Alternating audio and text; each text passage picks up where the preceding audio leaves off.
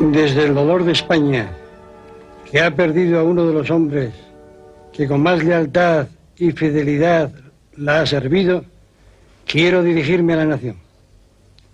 Las investigaciones realizadas demuestran que el almirante Carrero Blanco, presidente del gobierno, ha sido asesinado. Ha sido víctima de un atentado criminal.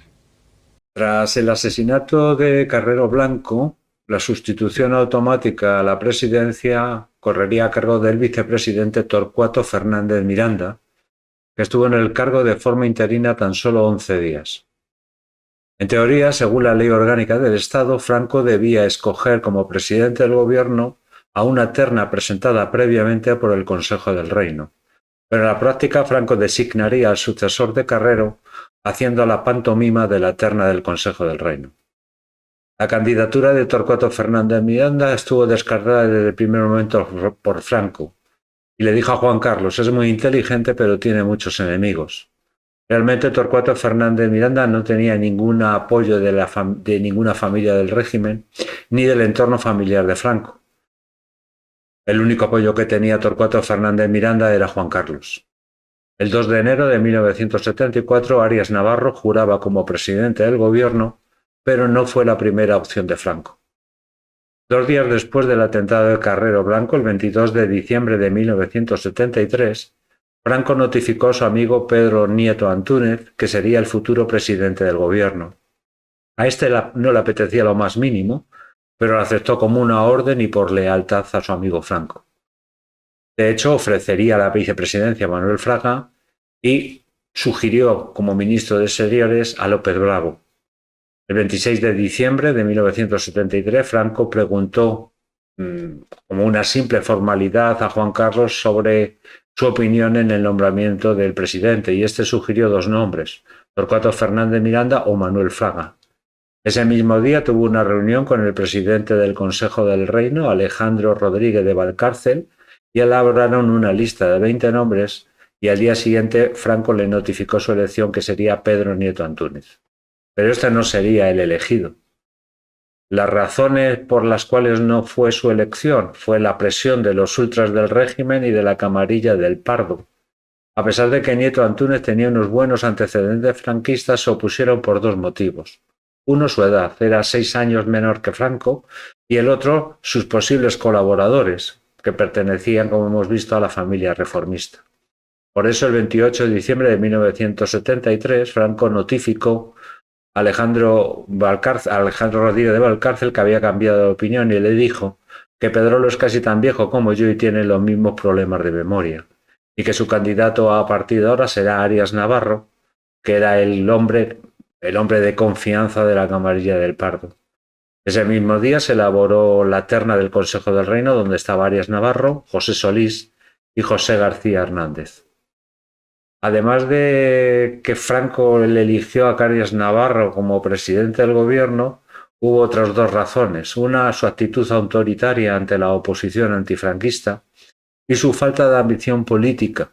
Solo le movía la lealtad a Franco, como le pasaba a Carrero Blanco.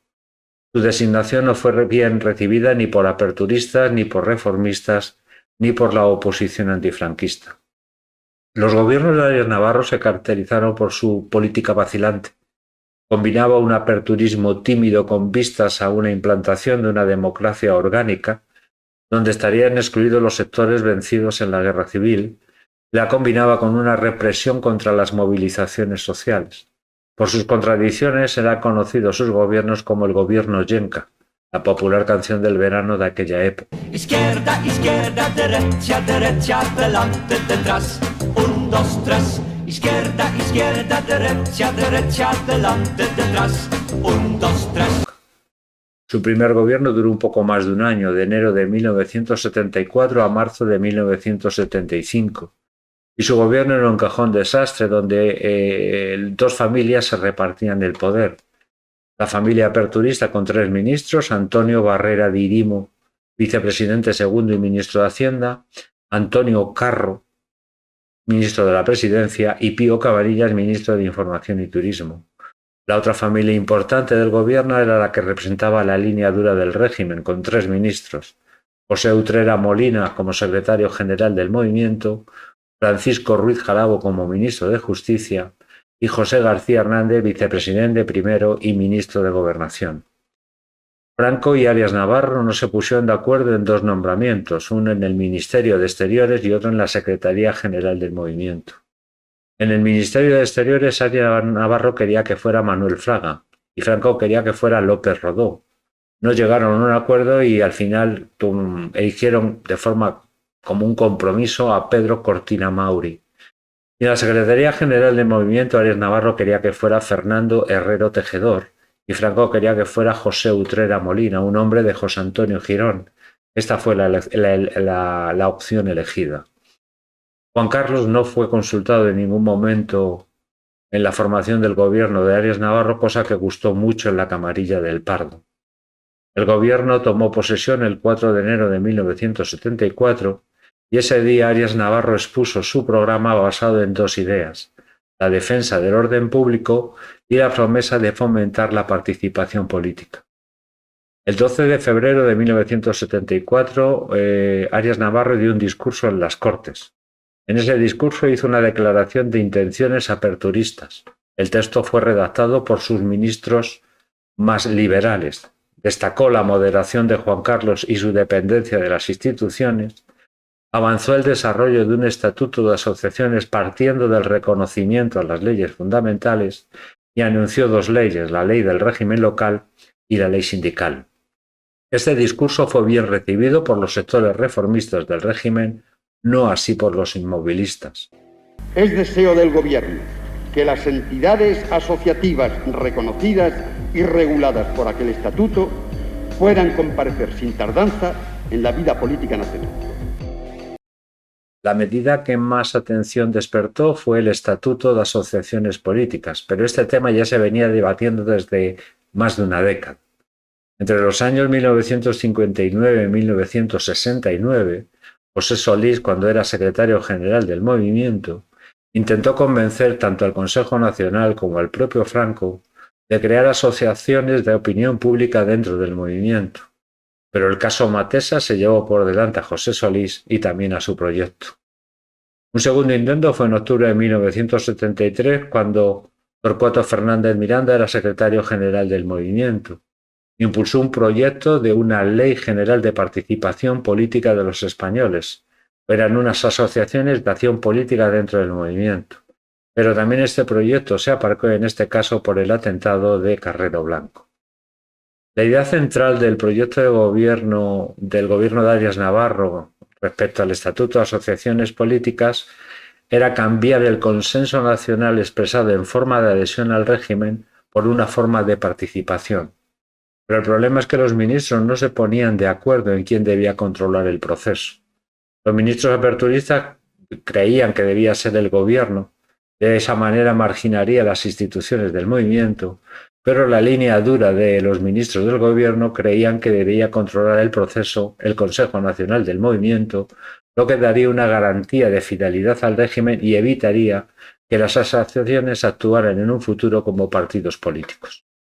Por tanto, se presentaron a Franco dos proyectos, uno presentado por los ministros aperturistas y otro por los ministros de la línea dura. El proyecto presentado por los aperturistas fue elaborado por el Instituto de Estudios Administrativos, un organismo dependiente de la presidencia del gobierno. El gobierno tendría el control de las asociaciones cuyo estatuto sería aprobado como ley por las Cortes. Las asociaciones tendrían amplias capacidades políticas, incluida la participación en los procesos electorales, y el Tribunal Supremo se actuaría como garante y sancionador ante las asociaciones. El proyecto presentado por la línea dura fue elaborado por un comité del Consejo Nacional del Movimiento. Este tendría el control y el régimen de sanciones de las asociaciones. El objetivo de estas sería canalizar las opiniones y aportar militancia a las estructuras del movimiento. Este proyecto fue el que aprobó Franco, aunque este seguía teniendo bastantes reticencias en el tema de las asociaciones, ya que lo veía como una posible cabeza de puente para la llegada de los partidos políticos. El 16 de diciembre de 1974 fue aprobado en pleno el Estatuto de Asociaciones Políticas en el Consejo Nacional, sin votos en contra, pero con la ausencia de 12 consejeros, entre ellos José Antonio Girón, José Solís y Blas Piñar. 6 días después, el Consejo de Ministros la aprobó y estipuló su entrada en vigor para el 12 de enero de 1975.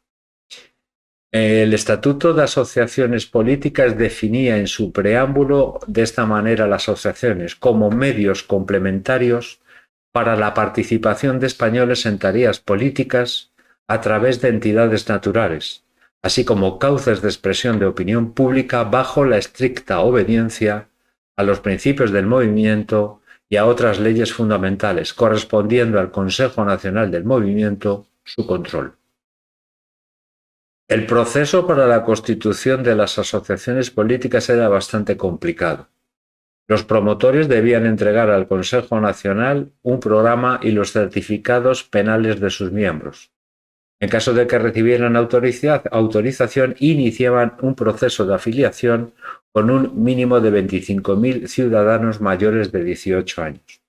Cumplido este trámite, la asociación pasaba a su último escrutinio antes de legalizarse por unas comisiones organizadas en al menos 15 provincias.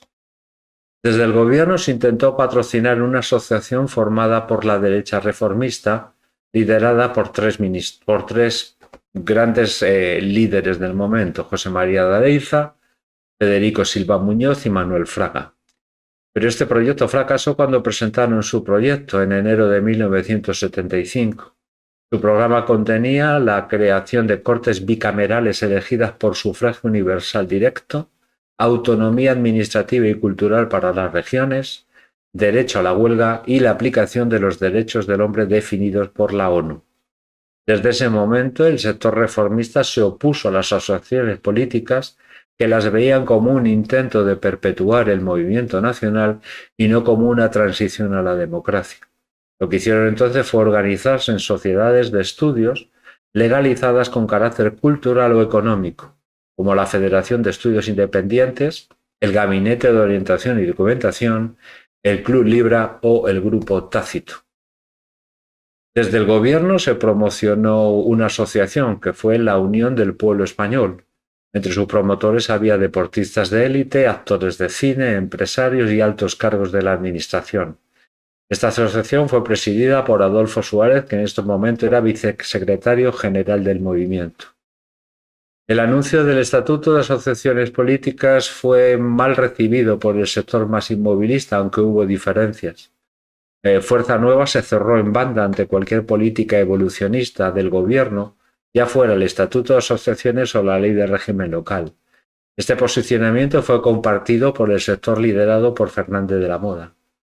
Mientras que el periódico El Alcázar apoyó la política aperturista de Arias Navarro siempre que se sustentara en la inviolabilidad de las leyes fundamentales, la adhesión a Franco y el mantenimiento de las esencias del 18 de julio.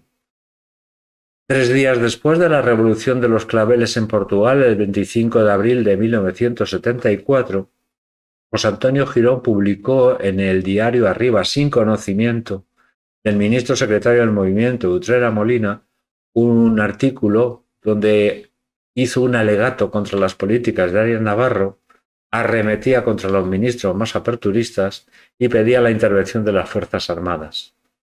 También en esas mismas fechas el general retirado Tomás García Rebull denunciaba a los partidos políticos como el opio del pueblo y a los políticos como vampiros. Por otra parte, desde el ejército y respaldado por la camarilla del Pardo sin conocimiento de Franco, intentó dar un golpe en la cúpula militar. El plan era el siguiente: Carlos Iniesta, en estos momentos director general de la Guardia Civil y a punto de retirarse, reemplazaría a Manuel Díaz Alegría en la jefatura del Estado Mayor, y su puesto de director general de la Guardia Civil sería ocupado por Ángel Campano, que purgaría a los oficiales sospechosos de liberalismo. Enterado del complot del ministro del Ejército, Francisco Coloma, informó de ello a Arias Navarro y éste se entrevistó con Franco, al que presentó su dimisión. Franco lo respaldó e Iniesta fue obligado a retirarse cuando le correspondía, que era el 12 de mayo de 1974. Hubo una gran avalancha de peticiones de asociaciones políticas. De hecho, cuando murió Franco solo había dos legalizadas, la Unión del Pueblo Español y la Asociación Nacional para Estudios de Problemas Actuales, patrocinada por el presidente de las Cortes, Alejandro Rodríguez de Valcárcel. Había 6 pendientes en régimen provisional que se autorizaron en la primera mitad de 1976 y otra vez siguieron en régimen provisional cuando se legalizaron los partidos políticos. Tras la muerte de Franco, el sector reformista volvió al gobierno y puso en marcha una nueva ley de asociaciones en junio de 1976, que facilitaría la legalización de los partidos políticos de la oposición, a excepción del Partido Comunista. Y durante el gobierno de Adolfo Suárez se aprobó la Ley para la Reforma Política el 4 de enero de 1977, que significó la eliminación de las estructuras de la dictadura franquista desde el punto de vista jurídico.